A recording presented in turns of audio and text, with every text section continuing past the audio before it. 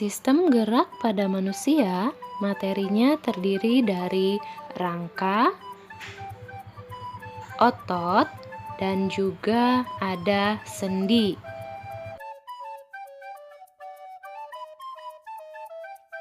Baik adik-adik, untuk pembahasan yang pertama, kita akan bahas tentang rangka manusia. Rangka itu memiliki banyak fungsi sebagai alat gerak pasif, memberi bentuk pada tubuh, menopang tubuh, melindungi organ-organ yang penting, tempat pembuatan sel-sel darah, tempat menempelnya otot, dan juga tempat menyimpan berbagai macam mineral seperti kalsium, fosfor, dan juga mineral penting yang lainnya. Berdasarkan sel penyusun dan kekerasannya, tulang itu dibagi menjadi dua macam. Ada yang disebut dengan tulang rawan atau kartilago, dan juga ada yang disebut dengan tulang keras atau osteon. Tulang rawan itu terdiri dari 3 macam tulang. Yang pertama ada tulang rawan hialin, ada tulang rawan elastin, dan juga tulang rawan fibrosa. Sedangkan untuk tulang keras itu dibedakan berdasarkan bentuknya. Ada yang pertama tulang pipa, tulang pipi, tulang pendek, dan juga tulang tidak beraturan.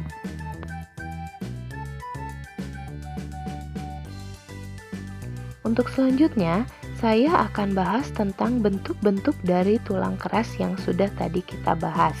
Yang pertama, itu ada tulang pipa. Tulang pipa tersebut itu berbentuk panjang seperti pipa. Kedua ujungnya membesar, membentuk bonggol yang tersusun atas tulang spons yang disebut dengan epifise. Bagian tengah di antara kedua bonggol tersebut itu disebut dengan diafise yang merupakan tulang kompak dan di dalamnya terdapat rongga sumsum tulang.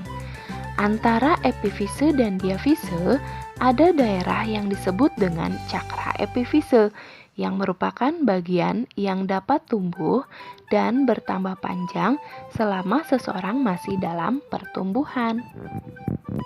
Tulang pipa ini terdapat pada tulang lengan atas, tulang hasta, tulang pengumpil, tulang paha, tulang betis, dan juga tulang kering.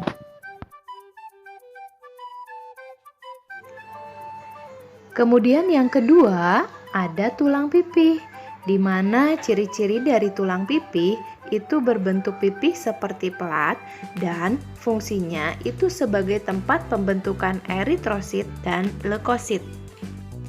Contoh dari tulang pipih itu ada kranium, skapula atau tulang belikat, ada sternum atau tulang dada, ada pelvis, dan juga ada tulang rusuk.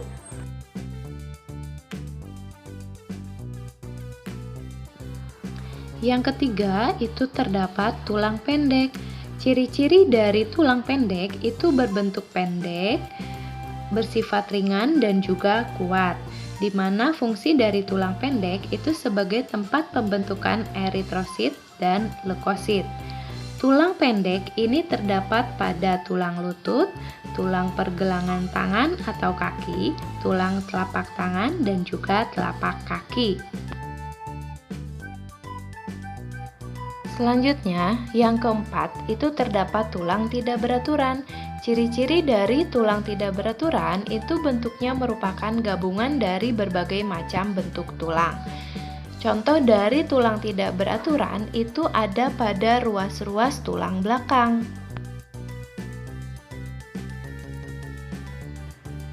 Jenis rangka berdasarkan strukturnya itu terdiri dari 2 macam.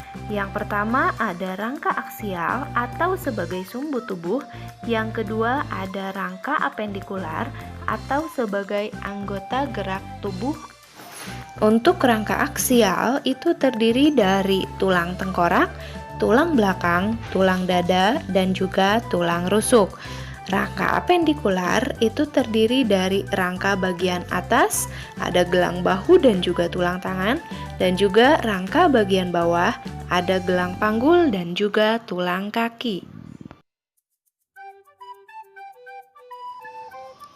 Ini adalah bagian-bagian dari tulang tengkorak. Ada tulang dahi, ada rahang atas atau disebut dengan maksila, dan ada tulang rahang bawah atau disebut dengan mandibula, juga beserta dengan tulang-tulang yang lainnya. Untuk selanjutnya ada tulang belakang, di mana pembagian dari tulang belakang itu terdiri dari 7 ruas tulang leher atau cervix, 12 ruas tulang punggung atau thorax, 5 ruas tulang pinggang atau lumbar, 5 ruas tulang kelangkang atau sacrum, 4 ruas tulang ekor bersatu atau coccygeal. Yang selanjutnya itu terdapat tulang dada dan juga tulang rusuk, di mana tulang dada itu terdiri dari tulang hulu, tulang badan, dan juga tulang taju pedang. Sedangkan untuk tulang rusuk itu terdiri dari 7 pasang tulang rusuk sejati, 3 pasang tulang rusuk palsu, dan 2 pasang tulang rusuk melayang. Tulang rusuk disebut tulang rusuk sejati karena bagian depannya menempel pada tulang dada dan bagian belakangnya itu menempel pada tulang belakang. Untuk tulang rusuk palsu itu bagian belakang menempel pada tulang belakang dan bagian depannya itu menempel pada tulang rusuk di atasnya. Sedangkan untuk tulang rusuk melayang itu bagian belakang menempel pada tulang belakang dan bagian depannya dia tidak menempel pada tulang apapun. Untuk gelang bahu itu terdiri dari sepasang tulang selangkah dan juga sepasang tulang belikat. Tulang lengan itu terdiri dari tulang lengan atas, tulang hasta, tulang pengumpil, tulang pergelangan tangan, dan juga tulang jari-jari tangan. Sedangkan ini adalah bagian-bagian dari gelang panggul dan juga tulang kaki.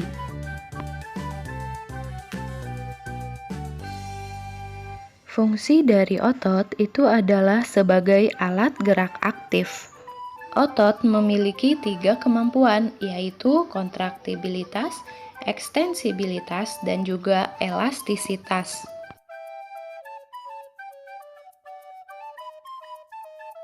Berdasarkan jenisnya, otot dibagi menjadi 3 macam.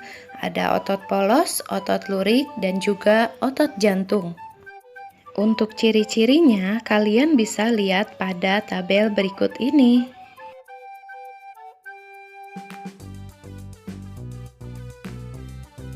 Ada beberapa sifat dari kerja otot. Yang pertama itu secara sinergis, yaitu saling bekerja sama. Otot sinergis itu terdiri dari pronator dan supinator, di mana pronator itu otot yang bekerja sama ketika menelungkupkan telapak tangan. Supinator itu adalah otot yang bekerja sama ketika menengadahkan telapak tangan. Sifat kerja otot yang kedua adalah antagonis, di mana dua otot yang bekerja secara berlawanan. Contohnya ada flexor dan ekstensor. Flexor itu ketika membengkokkan tangan, ekstensor ketika meluruskan tangan. Selanjutnya ada abduktor dan aduktor. Abduktor ketika menjauhi poros tubuh, contohnya ketika menendang bola. Aduktor itu ketika mendekati poros tubuh. Selanjutnya ada depresor dan elevator. Depresor ketika menunduk, elevator ketika menengadah. Yang terakhir ada supinator dan pronator. Supinator ketika menengadahkan telapak tangan, pronator ketika menelungkupkan telapak tangan.